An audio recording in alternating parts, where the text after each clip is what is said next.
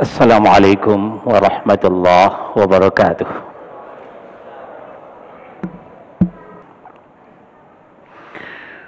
Innal hamdalillah nahmaduhu wa nasta'inuhu wa nastaghfiruh wa na'udzu billahi min syururi anfusina wa min sayyiati a'malina.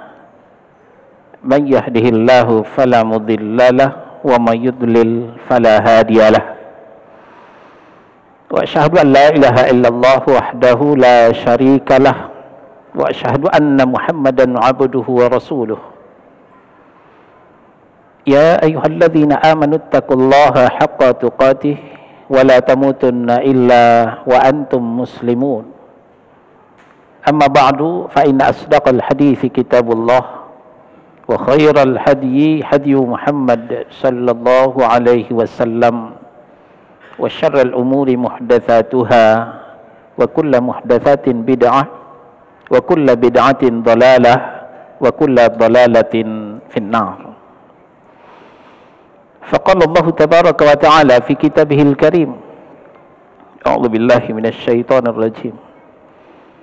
Ya ayyuhalladzina amanu in ja'akum fasiqun binaba'in fatabayyanu an tusibu qauman bijahalatin fatusbihu ala ma fa'altum nadimin. Ikhwana fiddin a'azakumullah. Saudara-saudara kaum muslimin jamaah Jumat Masjid Istiqomah Duren Sawit, Jakarta Timur. Pada bulan lalu ada statement-statement yang menggiring opini seakan-akan agama Islam itu tidak ada apa-apanya dibandingkan agama Nasrani. Dan opini ini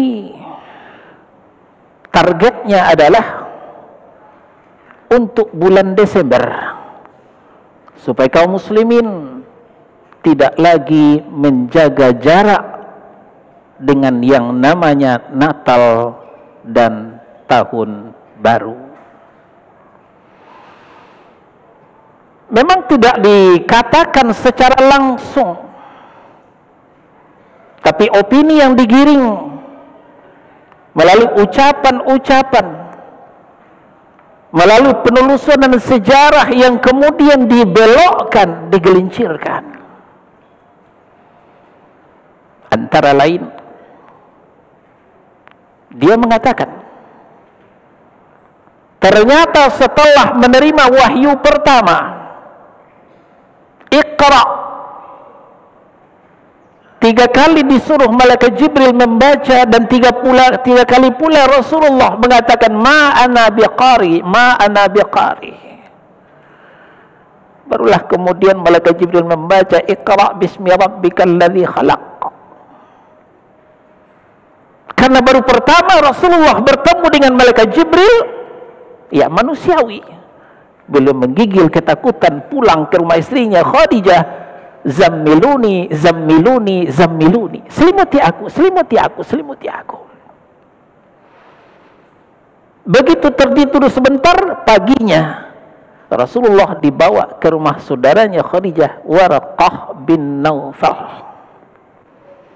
Apa yang diangkat ketika itu? Bahwa Rasul kita Muhammad sallallahu alaihi wasallam konsultasi ke pendeta Nasrani. Apa image yang dibangun? Nasrani di atas daripada Islam. Sampai-sampai Nabi kita konsultasi ke pendeta Nasrani. Satu. Yang kedua, karena kaum muslimin diintimidasi di Makkah, maka kemudian diselamatkan ke negeri Habasyah. Habasyah itu sekarang disebut dengan Ethiopia. Agamanya Nasrani. Nasranilah yang menyelamatkan kaum muslimin, yang menyelamatkan Rasulullah sallallahu alaihi wasallam. Yang ketiga, ketika Futuh Mekah, patung-patung berhala dibersihkan, baik di luar maupun di dalam. Satu yang dibiarkan oleh Rasulullah, apa?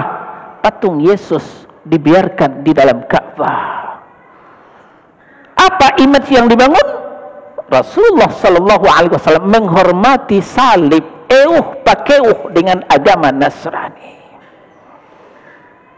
Sadar atau tidak, tertancap ke dalam benak kaum muslimin, betul, Nasrani itu bukan agama yang menyimpang. Kalau begitu, Natal boleh kita mengucapkan selamat Natal. Toh dengan mengucapkan selamat Natal, kita tidak otomatis menjadi Kristen. Inilah syubhat yang penuh dengan racun. Benar yang dikatakan Nabi Sallallahu Alaihi Wasallam, inna baina yadayi sa'ati fitanan qatita'il lailil muslim. Sebelum terjadi kiamat akan menggelinding fitnah syubhat seperti potongan malam yang gelap gulita. Karena yang bicara seorang kiai, yang bicara seorang buya, yang bicara seorang pimpinan pondok pesantren, apa alasan kaum muslimin untuk tidak percaya?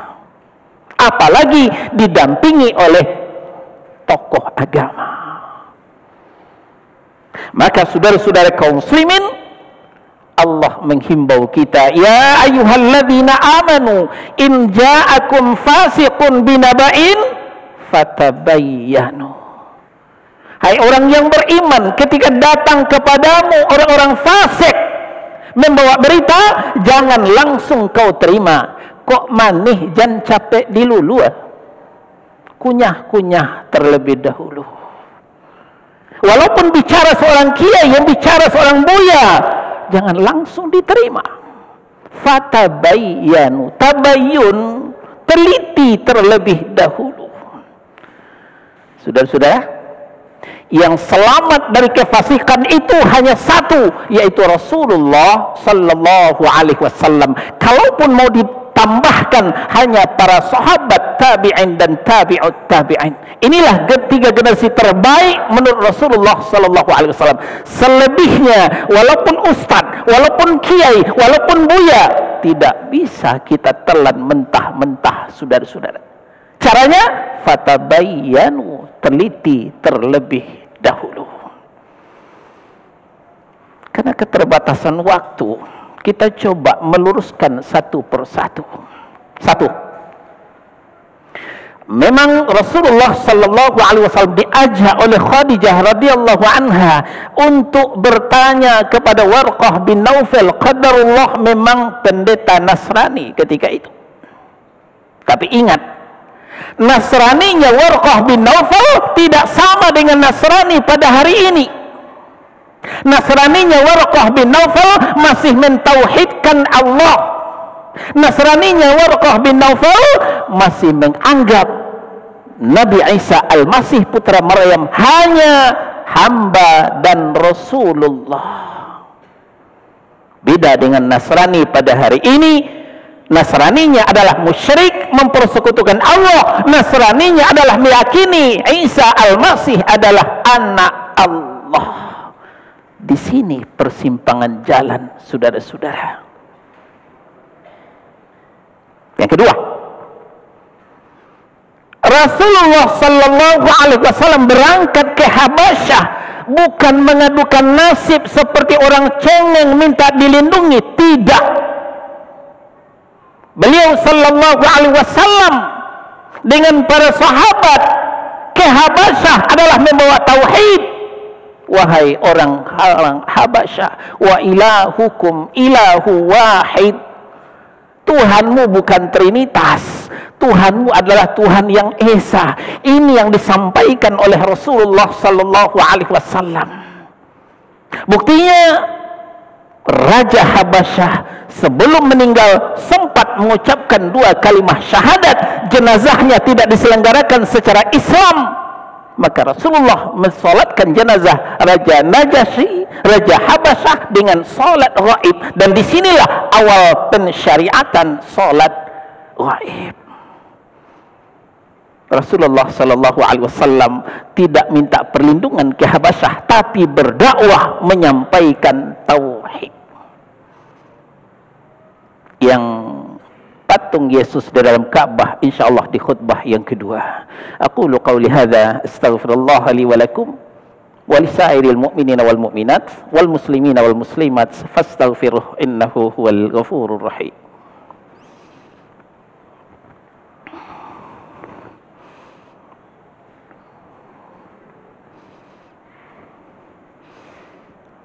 Alhamdulillah hamdan katsiran thayyiban mubarakan fih kama yuhibbu rabbuna wa yarda. Asyhadu an la ilaha illallah wahdahu la syarika lah wa asyhadu anna Muhammadan abduhu wa rasuluh. Ya ayyuhalladzina amanu taqullaha wa qulu qawlan sadida yuslih lakum a'malakum wa yaghfir lakum dhunubakum. Wa man yuti'illaha wa rasulahu faqad faza fawzan 'azima. Qala Allah Ta'ala ittakhadhu ahbarahum wa ruhbanahum arbabam min dunillah. Syubhat yang ketiga, dikatakan patung Yesus ada di dalam Ka'bah. Ini yang sangat menyakitkan saudara-saudara. Tapi karena kita diajarkan tidak boleh terpancing, kita harus mengendalikan emosi, mengendalikan kemarahan kita, maka kita hanya bisa menjelaskan bagi yang belum jelas, memberitahu kepada yang belum tahu. Memang agak susah dibuktikan saudara-saudara, karena yang diizinkan masuk Ka'bah hanya tamu-tamu negara, kepala-kepala negara. Kepala Masjid Istiqomah tidak akan diizinkan masuk Ka'bah, susah untuk membuktikan. Tapi di samping referensi ilmiah yang beredar, baik di kitab-kitab para ulama maupun di YouTube juga sudah beredar, apa yang terjadi ketika Futuh Mekah.